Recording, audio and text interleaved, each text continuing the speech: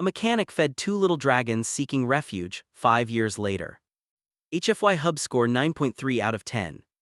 I am literally hiding in my cubicle right now, totally ignoring the giant stack of invoices I'm supposed to be processing, because this story just completely hooked me.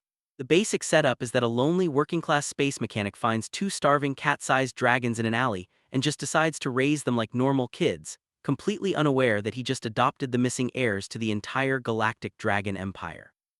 I was leaning so far forward in my cheap office chair during the scene where the Imperial Guard finally tracks them down that I actually bumped my knees against the desk drawer. It is just such an incredibly cozy, deeply emotional ride. The vibe of this story is pure, unfiltered trust and patience, and it immediately triggered a core memory for me. A few years ago, there was this terrified half-feral calico cat living in my apartment's parking garage. I spent literally weeks just leaving Tuna out and sitting totally frozen on the cold concrete, until she finally realized I wasn't going to hurt her. And that same gentle, quiet empathy is exactly how Jake treats these baby dragons. I absolutely loved how the dragons weren't just pets. They grew up helping him fix mining equipment and doing his shop's inventory like a real family business. If you're burned out from a boring 9-to-5 job and just want to read something where a normal, hardworking guy actually gets rewarded for being decent, you have to check this out. I honestly let my coffee go completely cold because I didn't want to stop listening to the part where he mouths off to the terrifying dragon commander to protect his kids. At the end of the day, it's just a perfectly heartwarming escape into a universe where kindness is actually the strongest superpower. Number 1, accessibility barrier, 9 out of 10.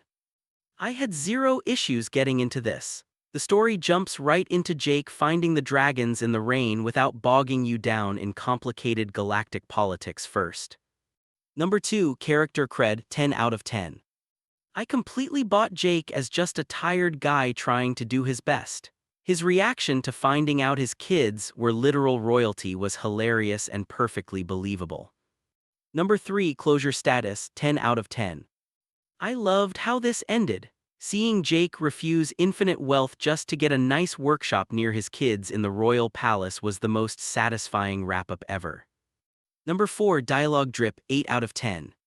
I thought the dialogue was great, especially Jake's total lack of respect for royal titles when he's just trying to protect Ember and Frost. Number 5, endgame payoff, 10 out of 10. I was so hyped when the massive Empress realized Jake had basically taught her royal heirs how to be humble blue-collar mechanics. I legitimately grinned at my desk. Number 6, found family factor, 10 out of 10. I am a massive sucker for this trope. Watching a lonely mechanic become the fiercely protective dad to two massive space dragons hit me right in the feels. Number 7, HFY video length, 1530 min.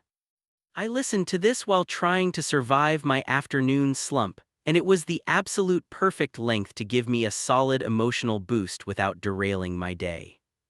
Number 8, logic coagulation, 9 out of 10. I felt like the mechanics of the story made total sense.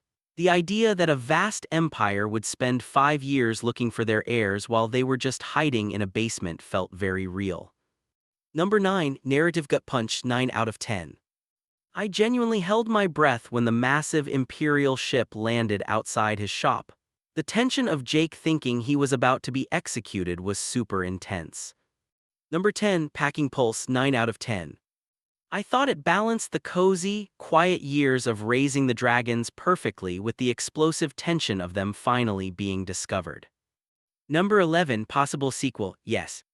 I would honestly read a whole slice of life series about Jake running his royal repair shop while Ember and Frost try to navigate dragon politics.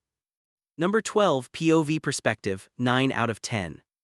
I really enjoyed following Jake's perspective. It made the immense scale and power of the Dragon Empire feel so much more awe-inspiring when viewed by a regular guy. Number 13, the human edge, 10 out of 10. I love that humanity's superpower here isn't blowing stuff up but our stubborn instinct to just adopt anything that looks sad and hungry. It's a brilliant HFY angle. Number 14, the onion factor tearjerker score, 9 out of 10. I definitely had to pretend I had dust in my eye when Jake told the commander that titles didn't matter because the dragons were his family. That got me. Number 15, thematic resonance, 10 out of 10. I totally vibed with the message that doing the right thing even when no one is watching is what actually changes the universe. It's a beautiful theme. Number 16, Trope Remix score 9 out of 10. I see the humans will pack bond with anything trope a lot, but having the human accidentally raise the galactic heirs to the throne is a fantastic and wholesome remix.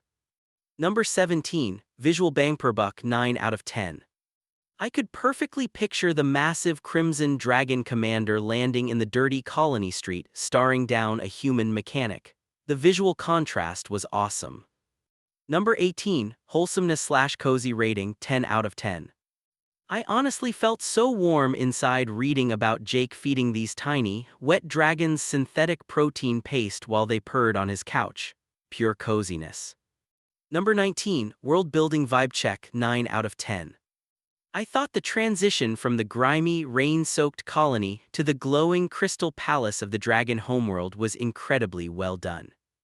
Number 20, Xenobiology Integration 8 out of 10.